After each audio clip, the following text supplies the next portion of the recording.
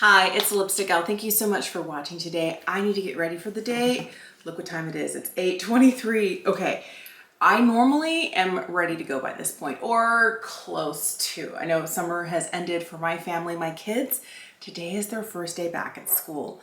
And I'm gonna start with my eyes first, by the way. So took the kids to school this morning. Everybody was up early. And I'm normally, in the summertime, I really kind of, relax and lean into summer schedules because we're busy during the day, but my kids tend to not schedule things until after 10 a.m. or at least 9 a.m.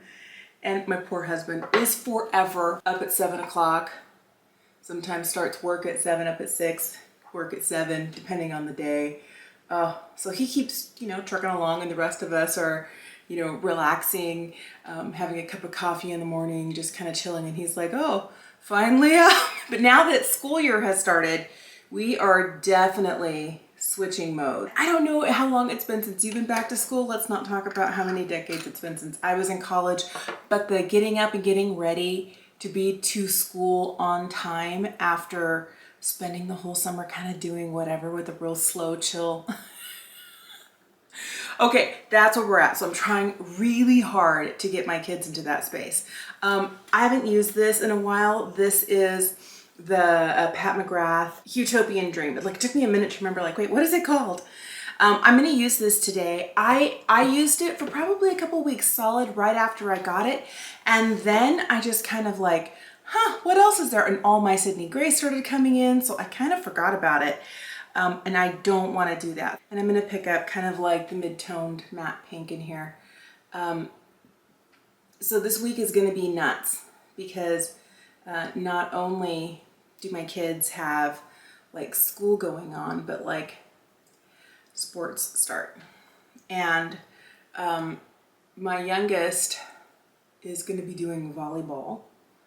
And my oldest was thinking about volleyball, but I was like, you get to do one sport this year, because she's just I want to do it all. The play, volleyball, basketball, golf. And I'm like, with what time?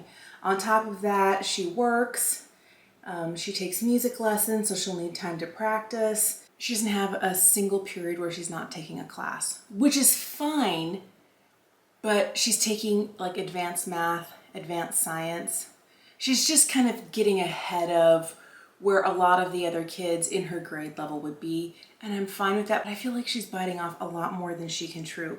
And I'm trying to not tell her how good she's doing because I'm worried that if my husband and I praise her for her hard work in her industry, she's gonna feel that she always has to do more than everybody else. And my goal is that my kids, are perfectly fine with what's normal and expected at their age. And if my oldest always feels like she has to be better than everybody else, she's never going to be happy with what she's dealing with. That's me trying to help my kid scale down. Oh, bless her heart. She wanted to do all of these sports. She takes fencing classes on the weekends. She takes she does so much. And I was like, okay, if you want to do all the sports plus the plays plus all the other extracurriculars at school, I want you to make a schedule for me. My 15-year-old daughter, her schedule was to be up at 5:30 so she could start doing homework. And I was like, and then she wrote in time for learning lines for the play. She wrote in times for work. She wrote in times for doing all of her sports and how long those practices would be. And she'd give herself 5 minutes for a meal. And I was like, oh, excuse me, no. There's no way your body is going to handle doing all the things you're requiring of it if you're only fueling it for that long with a snack. And I also was like, okay, so when are you doing your homework? 45 minutes to get through, all of her homework, chemistry homework. I don't know about you, but me and chemistry were not friends in high school. So when my husband and I took a look at everything and told her, we're like, well, we see what you're wanting to do here. We don't feel that it's terribly realistic. She was not happy. So we made her choose. Our family is chaotic right now. Now that school's back in session and all of the kids' extracurriculars. I am not looking forward to the week it's gonna take me to mentally shift gears out of slow and chill and happy summer to like, let's go. This palette is still intimidating to me. And it could be that I see so many people who use these mothership palettes have more of a sense of an artistic take on it, or have better blending skills, and I feel very amateurish, you know, compared. And I shouldn't compare myself. I should just bust it out and enjoy it and have my moment of joy, but it stresses me out still. And I realized that I had kind of quit using it because I was like, I don't know. All right, I'm gonna use a little bit of this artistry pen because I want to use some of these Astral Blitz shades. Yeah, that's really pretty. Oh my goodness. Okay, this is why I'm intimidated. I don't know what I'm doing. Obviously I don't know what I'm doing. I feel like I just covered up all of the really pretty colors I put on below. This is why these guys are so intimidating to me, because I don't know how to use these really beautiful special shades. And maybe I've been scared for so long that I just kind of like, no. And what I really should do is just kind of like lean in and use them daily, you know, for a couple weeks at a time until I figure them out. I don't know. All right, give me a minute. I'm going to clean up around the eyes, throw on concealer, foundation, do my brows, set my face, and I'll be right back.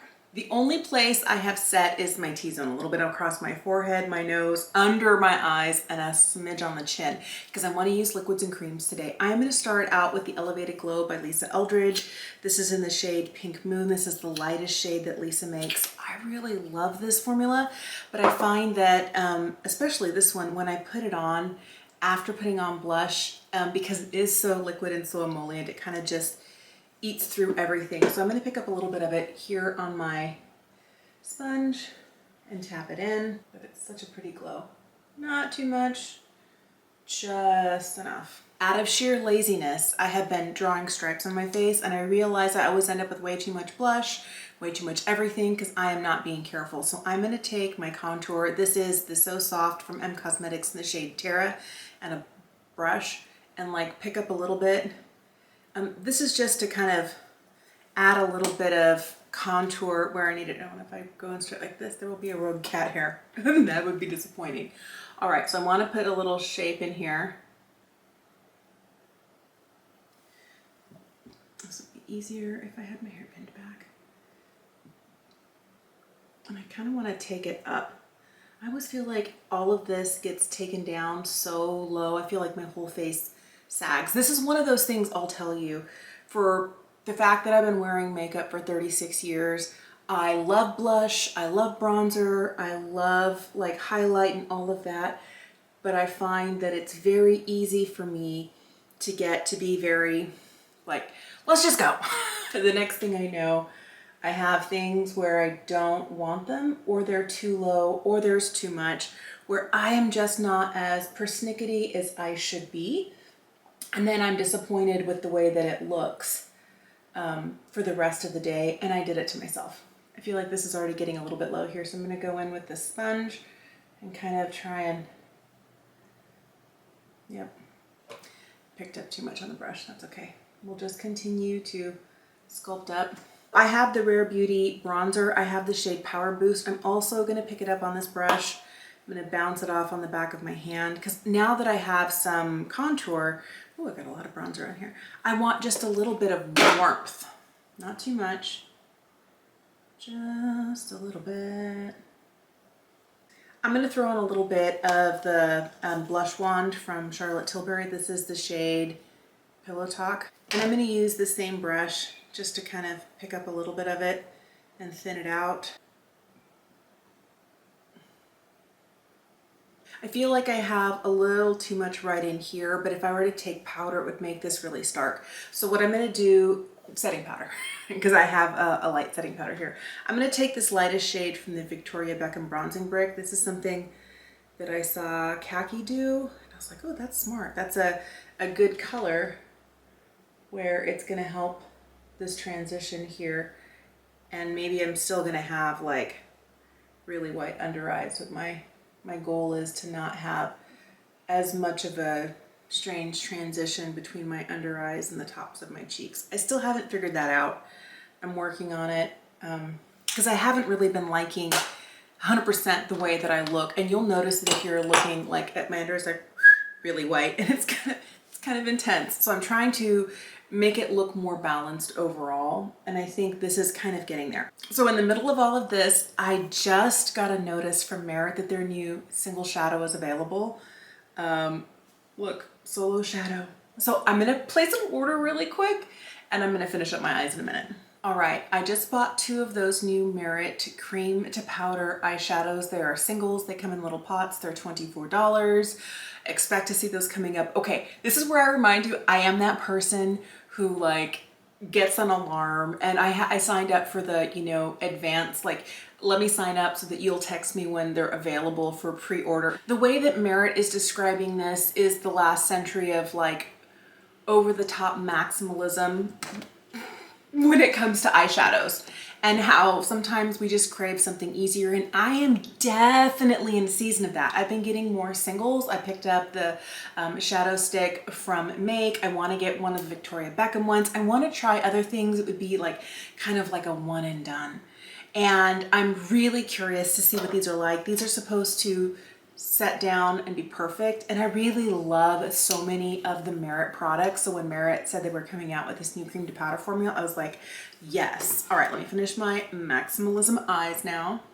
This is also serving amazingness. I'm throwing on a little bit of the Danessa Myricks liquid eyeliner. This is her line work. It only comes in black, but I really have been liking it. And I don't want like, I don't want too heavy of a line, but I do want some definition. For my lip combo today, I put on a little bit of the Beauty liner from Lisa Eldridge, and I'm throwing on the Luxuriously Lucent in Rose Official. Thank you so much for watching today. I really like the way this turned out. Like, as I'm looking at it, I kind of decided to, I better not touch it, I'm gonna get sparkle or I don't need it, to really go for this palette and to use those Astral Blitz shades, or those Blitz Astral, whatever, those special bake shades at the end. And especially because I was wearing kind of like this light lavender shade, I was really drawn to the purples in here. And I was like, I should do that. So I'm glad I did. The reason that this has kind of been sitting and languishing, or I've been using like these shades right here, is because I'm intimidated. I have been. And I feel like this is the right palette for me out of all the ones that are out there, because they are, the tones are a little bit lighter and I am a little bit fairer, and if things get too dark, I can't handle too much pigment before looking like I punched myself in the eye with makeup. And the other thing is, years ago, let's see, my best friend's been married for 25 years now, but 25 years ago I was 23 years old and I was bridesmaid at her wedding, and I was looking for eyeshadow that would go with the dresses, and the dresses were a beautiful burgundy wine tone. And so I went to the Lancome counter and I was asking the lady there to help me find shades, and she was like, do not wear, and they were kind of more like burgundy or orchid tones on the eyes, and she's like, do not wear this shade. It does nothing but bring out your under eye circles. And I was like, ooh. And ever since then, I have been intimidated by blues, purples, greens, anything, even cooler tones, anything that brings out the under eye darkness. And I feel like what she could have done is said, hey, I see that you're wanting to wear this. You're probably aware that you're dealing with some under eye circles. Let's get those covered up so you can wear whatever color you want. And I think that would have been a better way to take care of it, because like, I'm obviously at a makeup counter, I'm looking for advice, I'm looking for your expertise. And I know that we don't go to makeup counters like we used to. Like when I was in my 20s, there was no Sephora. You went to the local department store and you were at Elizabeth Arden or Estee Lauder or Lancome or Clinique or whatever, and you may be going, huh? And there might have been like a MAC counter, or there might have been like, beauty was very different. But I think it's so interesting that that was more than half my life ago and I'm still hung up on it. And so today was kind of me going, you know what, I don't care. These lilac-y purple shades down here make me happy. They're so pretty. I'm gonna wear them. I'm gonna wear them. And I feel like it's a successful look, but I think the most important thing for me is to remember not to be intimidated by things. Thanks for watching. I would love to know what you're up to. If it's interesting stuff at work, if it's things that are happening in your life socially, if your kids or grandkids are busy doing stuff because back to school, or like I went shopping with my kids for school stuff and I got a few like back to school supplies for myself, some fun post-it notes, some new pens. I love stationery stuff. So let me know what your late summer, not quite fall yet, is looking like. Thank you so much for watching. Have an incredible day, and I will see you again soon.